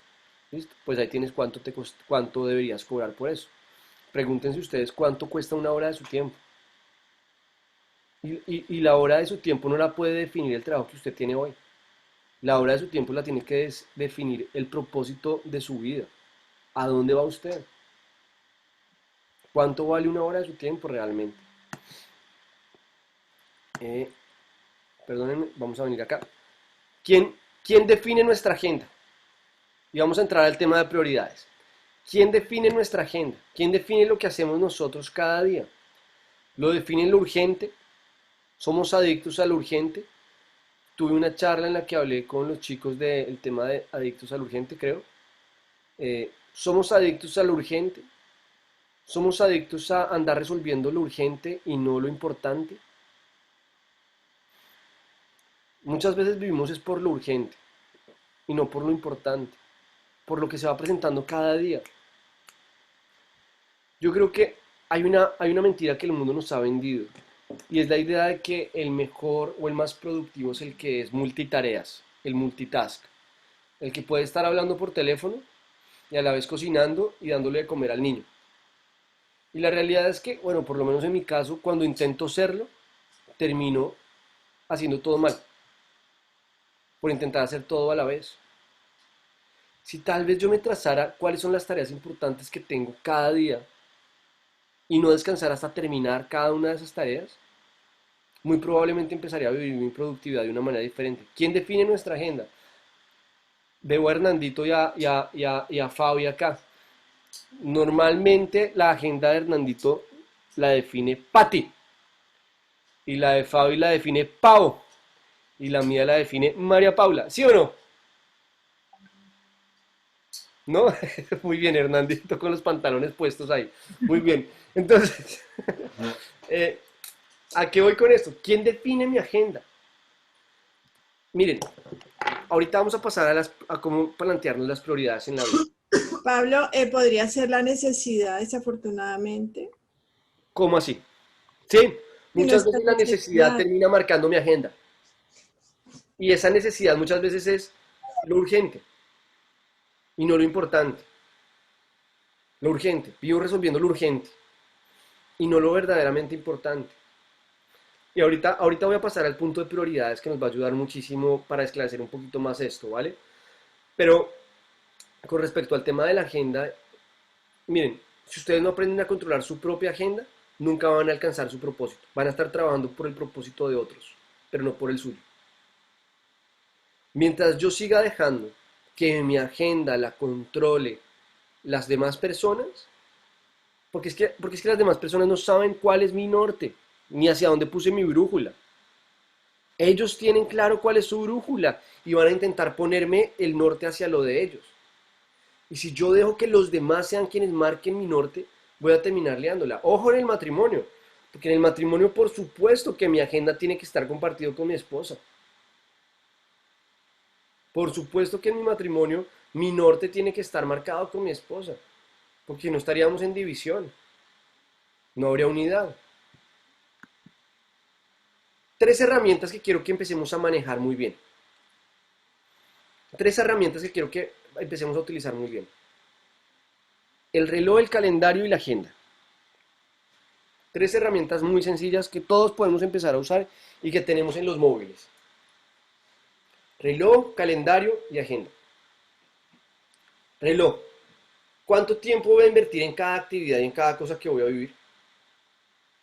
Una de las cosas que, por ejemplo, una de las cosas que yo debo reconocer que es una de las oportunidades de mejora de mi esposa, en las cuales yo le ayudo a ella, es que mi esposa no consulta muy frecuentemente el reloj.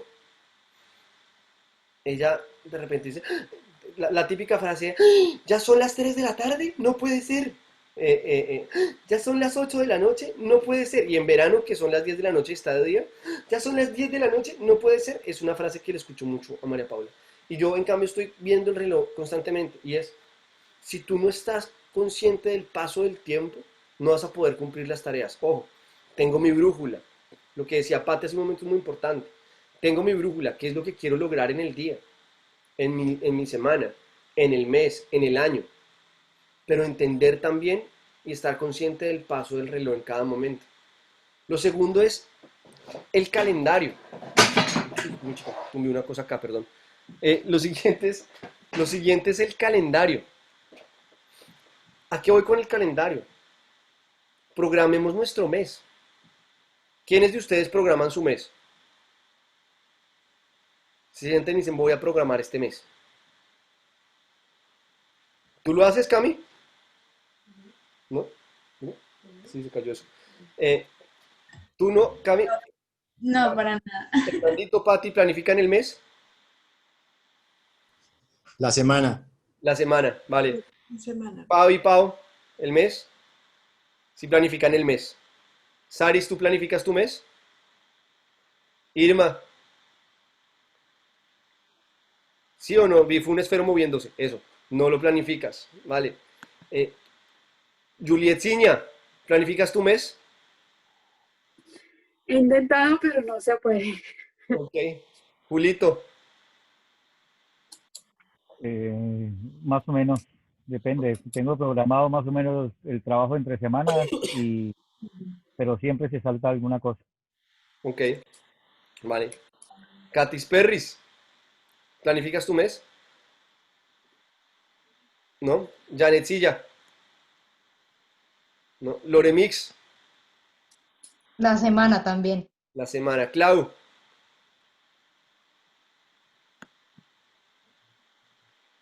Clau está planificando el mes. André, ¿planificas tu mes, Andrea Silva? Sí, yo planifico todo el mes y tengo en el calendario de tal hora las citas diarias, todo lo que hago en el mes. Y eso que no tengo trabajo, pero eso me ha ayudado, claro, porque como no tengo trabajo, te digo, no, tengo un montón de tiempo de sobre y mentiras. Es mejor, yo me programo desde que me levanto hasta que me acuesto y así logro hacer más cosas y eso. Vale, vale, súper, me encanta eso que dices. Elenita y Roger, ¿planifican el mes? Sí, vale. Andrés y Marce, Sí, la semana. La semana, la que El- siempre cuadramos. La semana. La semana. Por temas digamos que de actividades del trabajo, sí Sí. nos toca por semana. Ok, Sí, siempre se presentan cosas nuevas, entonces no nos vamos a liar. vale. Jenny, Johnny. Yo sí planifico el mes, luego la semana y luego el día. Yo soy un poco exagerada en eso. No, y no es malo, es súper importante. Porque, gracias Jenny, porque ¿qué creo? Miren que lo que decía Andrea es súper importante. A veces uno dice, uy, pues es que tengo un montón de tiempo. Es que a mí eso tengo un poco de tiempo, eso alcanzo a hacer, eso lo hago después. Y cuando nos damos cuenta no es tanto el tiempo que nos queda ni tanto el tiempo que tenemos. Y un mes se va así. El punto sería llegar a planificar por lo menos 2 meses. Que por supuesto que una planeación o un presupuesto va a variar, porque me enfermo, porque llueve, porque cambia el clima, porque estamos en coronavirus, por mil cosas puede cambiar. Pero si yo me marco de alguna manera este mes qué es lo que yo quiero lograr, hacia dónde quiero ir, ¿cierto?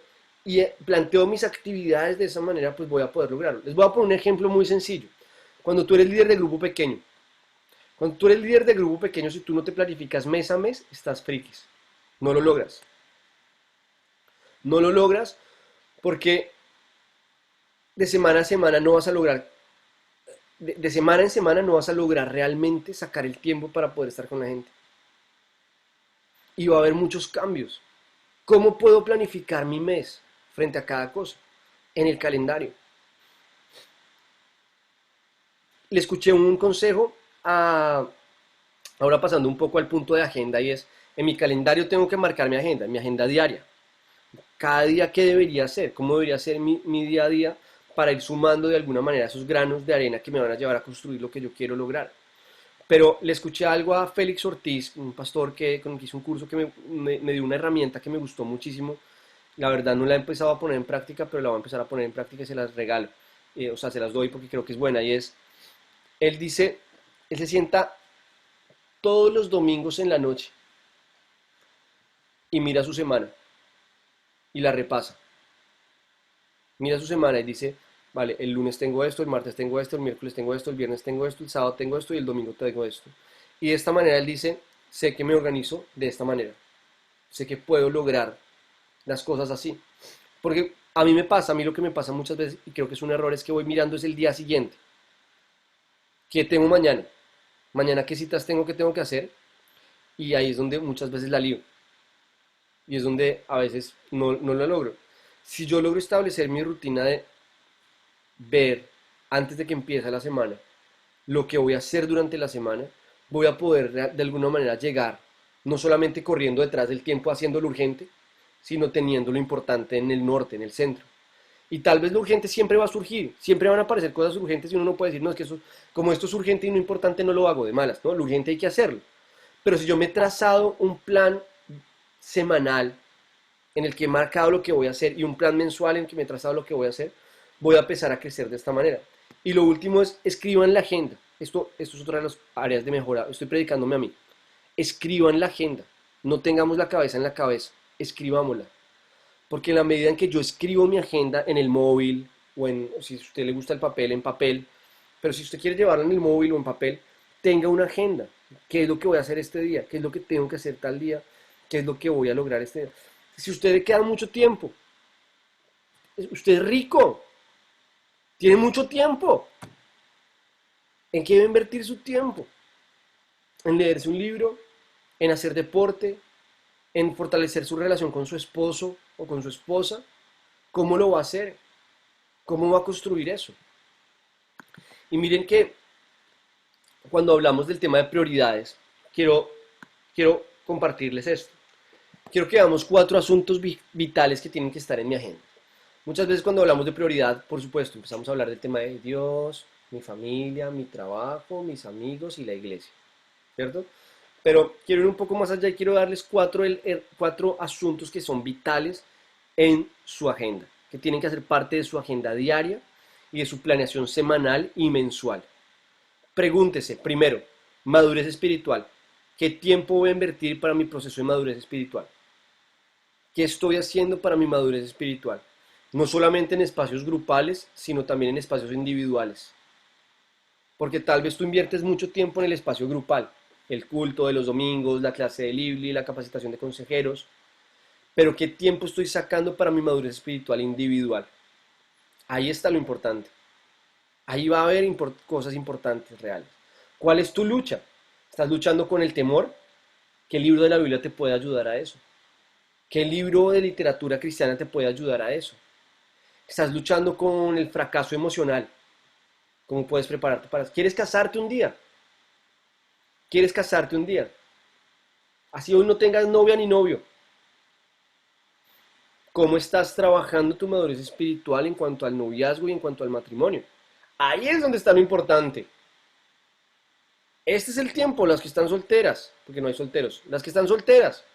Este es el tiempo importante, lo importante en cuanto a su matrimonio, ya está corriendo hoy. Y es cómo se están preparando para eso. Para ser mamás. Los que somos papás o casados, cómo estamos madurando espiritualmente con respecto a cada uno de estos puntos. Y eso es lo importante. Eso es más importante que pagar el recibo del agua. Por supuesto que hay que pagar el recibo del agua. No estoy diciendo que no voy a pagar el recibo del agua porque tengo que leer la Biblia. No. Pero quiero que veamos realmente lo importante en nuestra agenda. Segundo punto, la generosidad familiar en mi tiempo. Ya hablamos de que el tiempo es un recurso que nos hace ricos. Somos afortunados de tener tiempo. ¿Qué tan generoso estoy siendo con mi familia en el uso de mi tiempo? Compartir un mismo espacio no es compartir mi tiempo. Eso lo hablé hace 8 días en la prédica, muy claro. Estar en casa con mis hijos no significa que estoy compartiendo con mi familia. Compartir con mis hijos es ponerme en 4 patas, agarrar un carrito y jugar con ellos a los dinosaurios que comen los coches. Generosidad familiar es acostarme con mi hija de 2 años a ver Frozen por 125ª vez. Eso es generosidad familiar. ¿Qué es más importante? Llamar a una persona que está esperando que yo la llame o alimentar a mi hija, alimentar a mi hijo. Yo en eso he tenido que aprender mucho equilibrio en este tiempo. En esos 3 años de pastor he tenido que aprender mucho equilibrio en cuanto a esto. Porque de repente me pongo los cascos y empiezo a hacer llamadas. Pum, y hago llamadas, y hago llamadas, y hago llamadas. Mientras estoy con mis hijos, ellos viendo una película y yo haciendo llamadas. Y haciendo la cena. Y al final he sido generoso con mi familia. La Biblia dice, y lo compartía hace 8 días, quien no provee para los de su casa está negando su propia fe. ¿Estás proveyendo para tus padres? ¿Estás siendo generoso con el uso de tu tiempo para tu familia? Ahí está lo importante. Cuando se me mueran mis viejos, nada me va a reemplazar el tiempo que no utilicé para compartir con ellos. Nada. Cuando mis hijos se me vayan de la casa y se casen, me quedé solo con María Paula y celebremos y festejemos, pero cuando pase eso, nada me va a volver a poner a esos 5 enanos restregándome las medias en la noche, en la cama. Nada me los va a volver a poner ahí y seguro que los voy a anhelar. La generosidad que yo siembre familiarmente hoy la voy a cosechar más adelante. Eclesiastés dice, ¿de qué sirve trabajar tanto? También vi un hombre que estaba solo, que no tenía esposa ni hijos, y decía, ¿de qué provecho sacó a tanto trabajar si al final no tenía con quién compartirlo? Primer aspecto o asunto vital en mi agenda, la madurez espiritual. Si yo no estoy madurando espiritualmente, de ahí para abajo todo se va para el traste. Segundo, generosidad familiar. Tercero, vocación profesional. ¿Cuál es mi vocación profesional? En mi vocación, no en mi trabajo de hoy, sino en mi vocación profesional. No en lo que estás trabajando hoy, sino qué estás haciendo con respecto a tu vocación profesional. Tú quieres ser cocinero un día.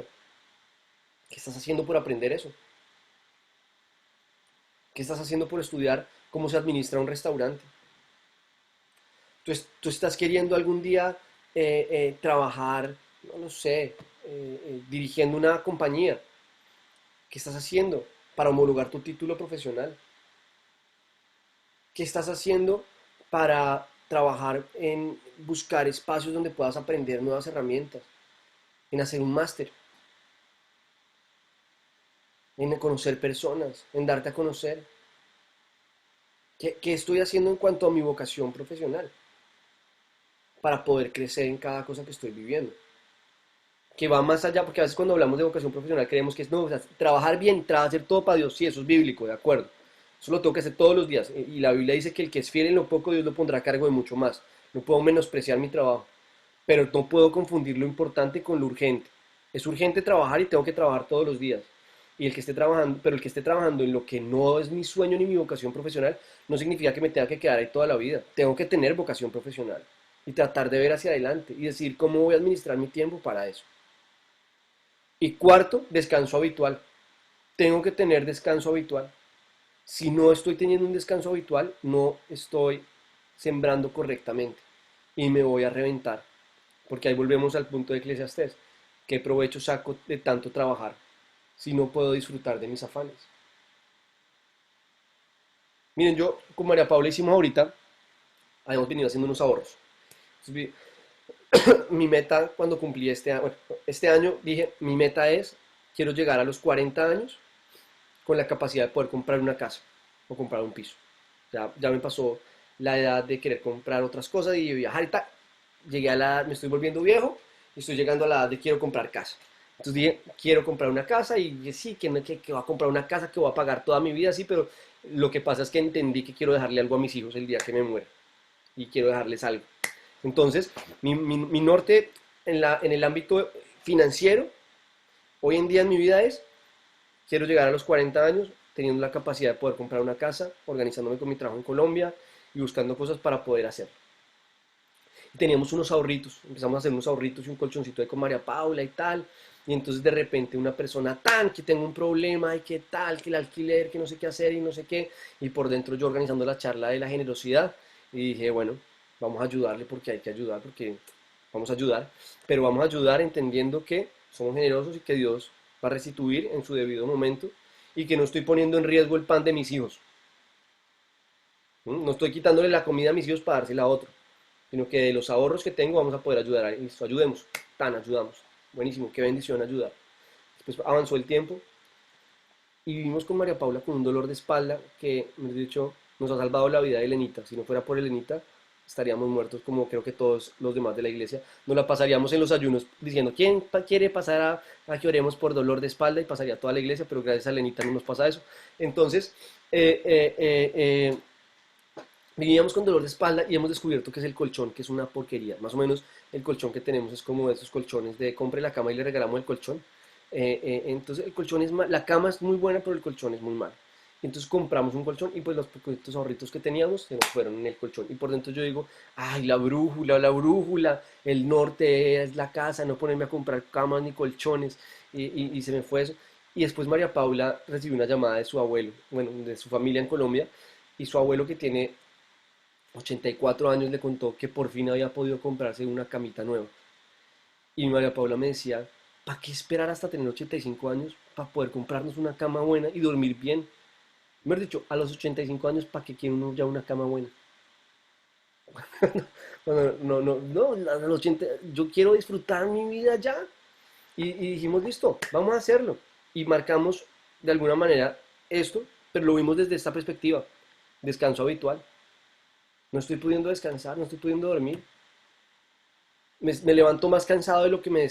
¿A quién le pasa que se despierta más cansado de lo que se acuesta? ¿A alguno le pasa? A mí me estaba pasando. Yo me despierto más cansado de lo que me ha costado. Es porque, bueno, entre mil razones, pero seguro que una de esas es porque tengo una pésima cama. Entonces, ojo, que después cuando empecemos a hablar de inversión, de manejo del dinero, estas nuevamente van a ser 4 prioridades en el manejo del dinero. El manejo, estoy invirtiendo mis recursos económicos en pro de mi madurez espiritual, en pro de la generosidad familiar, en pro de mi vocación profesional y en pro del descanso habitual. Ahí es donde hay que invertir tiempo y recursos para poder crecer y para poder descansar. Miren, antes de terminar, quiero que leamos esto. Mateo 22, 36, 40.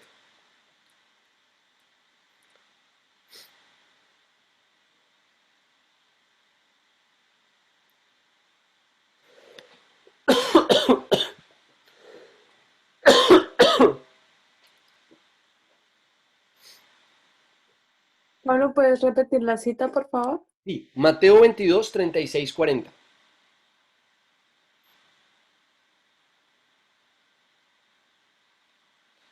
Dice, Maestro, ¿cuál es el mandamiento más importante de la ley? Ama al Señor tu Dios con todo tu corazón, con todo tu ser y con toda tu mente. ¿Eso en qué se refleja? En nuestro primer asunto vital de nuestra agenda. Ahí está nuestro primer asunto vital de nuestra agenda. Amar al Señor nuestro Dios con todo nuestro corazón, con todo nuestro ser y con toda nuestra mente. Estoy madurando espiritualmente. ¿Qué estoy haciendo para madurar y para conocer más a Dios? Para amarlo más a Él, para conocerlo más. Le respondió Jesús, este es el primero y el más importante de los mandamientos. El segundo se parece a este.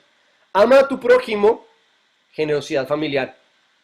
Ama a tu próximo, generosidad familiar. Como a ti mismo, vocación profesional y descanso habitual. Es un mandamiento de Dios el usar el tiempo para amarlo a Él, para amar a los demás y para amarme a mí mismo.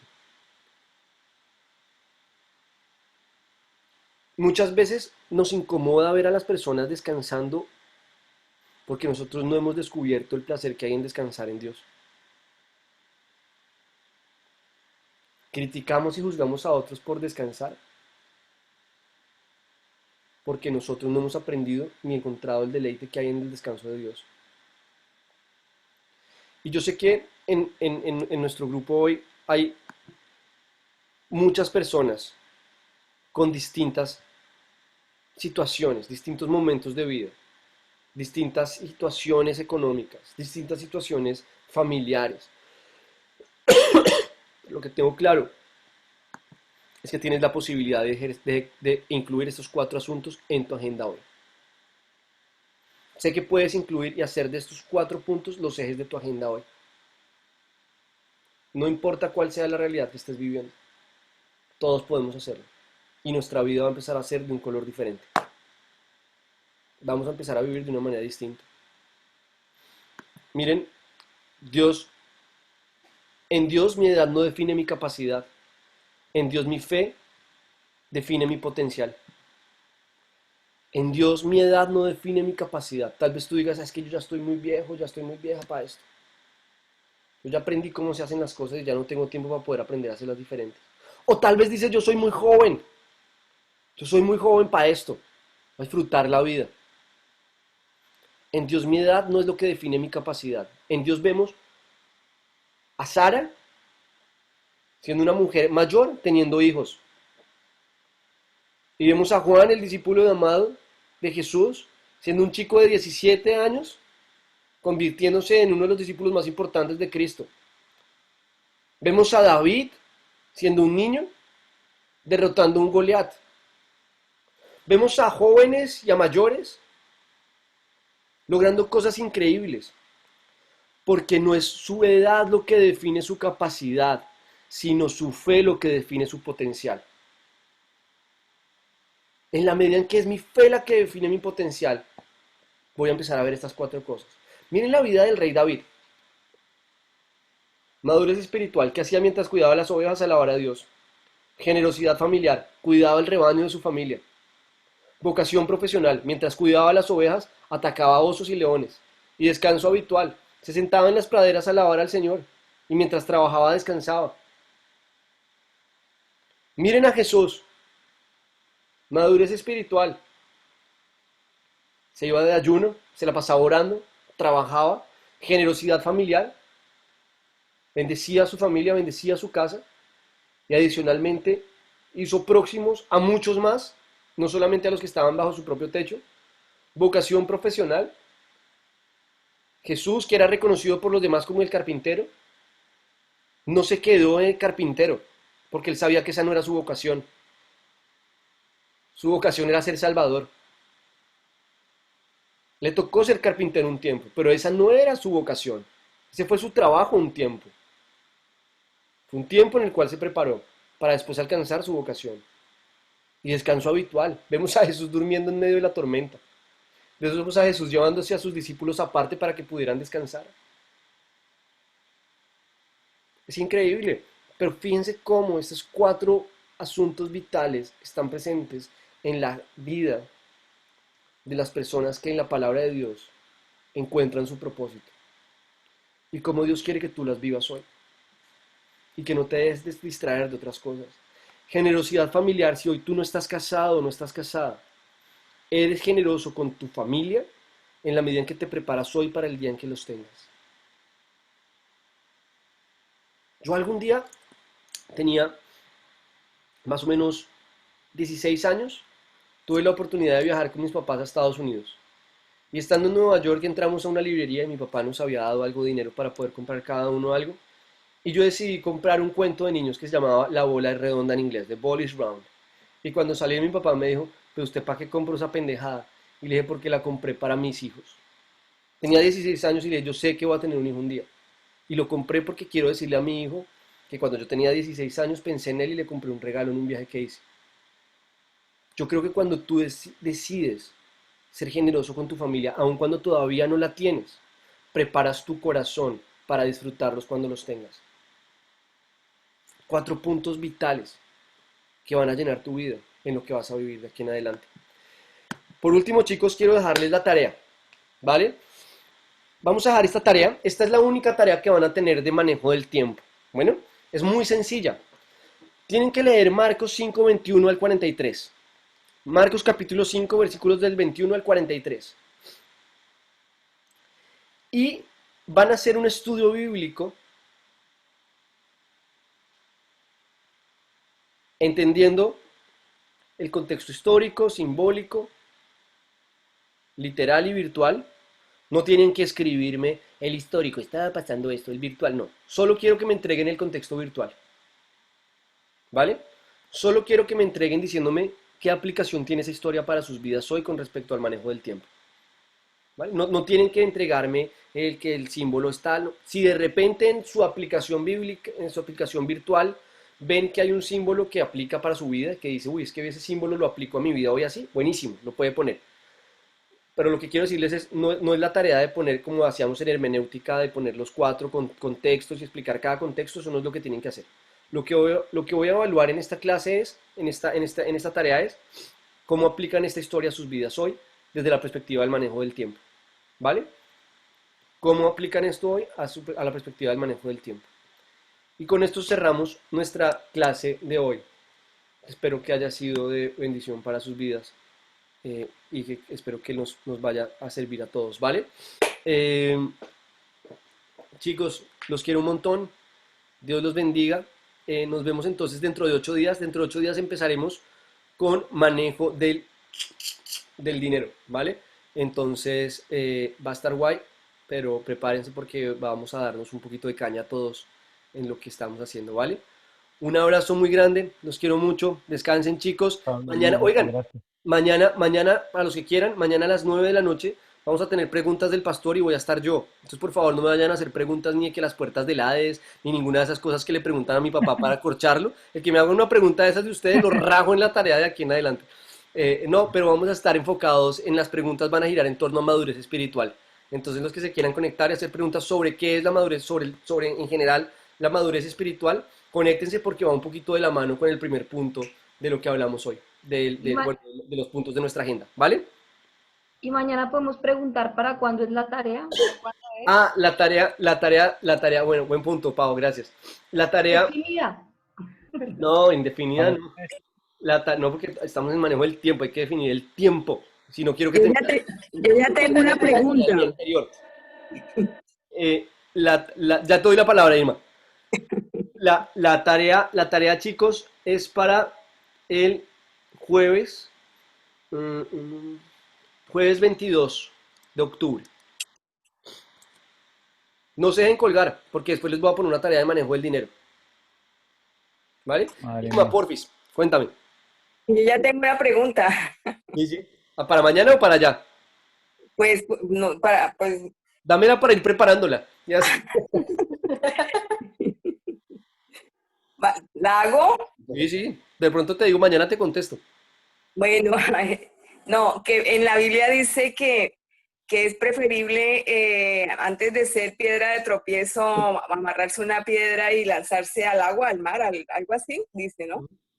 Entonces, si yo me lanzo, bueno, ya la he estado pensando y tengo una idea, pero pues de ¿La que... piedra que vas a usar o qué? No, no. La idea de la respuesta más o menos, pero pues quiero saber si estoy bien o no. Entonces, si esa persona, yo me amarro esa piedra y me lanzo al mar, pues me suicido. Entonces, ¿cómo pinta el suicidio ahí en esa historia? O sea, No, es una parábola y además es una enseñanza simbólica, ¿no? En la que lo que está diciendo básicamente el Señor es que nosotros, si somos piedra de tropiezo, vamos a tener muchas dificultades también si somos piedra de tropiezo para otros, ¿no? ya. ¿Vale? Pero no podemos aplicarlo desde el sentido literal, O sea, que botes la piedra. ¿vale? Vale, Listo, listo. Vale. vale. No, exacto. Chicos, un abrazo muy grande, que les vaya muy, muy bien y bueno, mañana los que quieran conectarse nos vemos, ¿vale? Un abrazo. Y Pablo, chicos, muchas hombre, está por ahí Hernandillo, Julito, Roger, Andresín, no sé si Johnny esté por ahí, Fabi. Viernes 9 de la noche tenemos reunión de hombres, para que se conecten, ¿vale? Muy bien. Un abrazo. Vale. Chao. Vale. Lo Chao. plateado. Chao. Gracias. Bendiciones, Gilda. Chao. Gracias, chao. Chao.